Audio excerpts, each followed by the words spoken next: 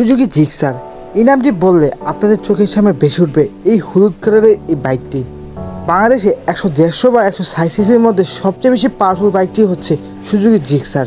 এখন পর্যন্ত বাংলাদেশে এমন কোনো বাইক আসেনি যেটা এই বাইকের সাথে টক্কর দিতে পারবে।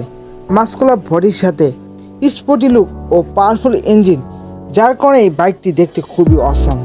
এই বাইকটি হচ্ছে সুজুকি কোম্পানির সেরা বাইকগুলোর মধ্যে একটি। বাইকটির সামনের সাসপেনশন সম্পর্কে বললে সাসপেনশন হিসেবে ব্যবহার করা হয়েছে টেলিস্কোপ ফক সাসপেনশন, আর পিছনের সাসপেনশন হিসেবে ব্যবহার করা হয়েছে সুইং আর মনোসম সাসপেনশন।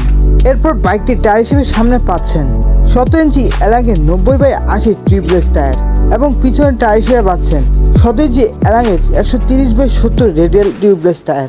এছাড়াও এই বাইকটি ব্যবহার করা হয়েছে ফুল এলইডি কনসোল মিটার, যেটাতে ফিচার হিসেবে পাচ্ছেন console tachometer, speedometer, oil indicator, আরও অনেক কিছু।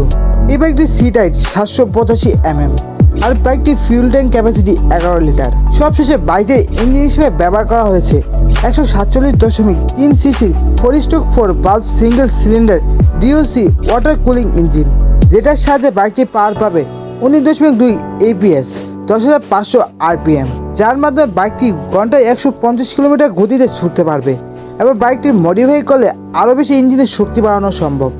আপনারা জানেন কোনো কিছু ভালো দিক থাকলে এর খারাপ দিকও থাকে, তেমনি সুজুকি জিক্সার এর কিছু খারাপ দিকও রয়েছে।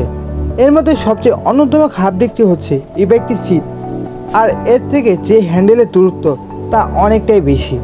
তার জন্য এই বাইকটি বেশিক্ষণের জন্য রাইড করলে তাহলে আপনার হাত ও পিঠ ব্যথা করতে শুরু করবে, আর এই বিষয়টা সব স্পোর্টস বাইকেই দেখা যায়।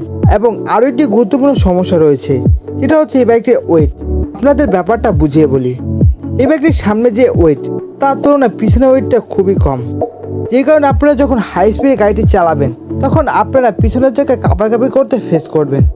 আর যখন আপনারা পিছনের দিকে মডিফাই করে একটু ওজন বাড়াবেন তখন এই জিনিসটা বেশি একটা ফেস করবেন না।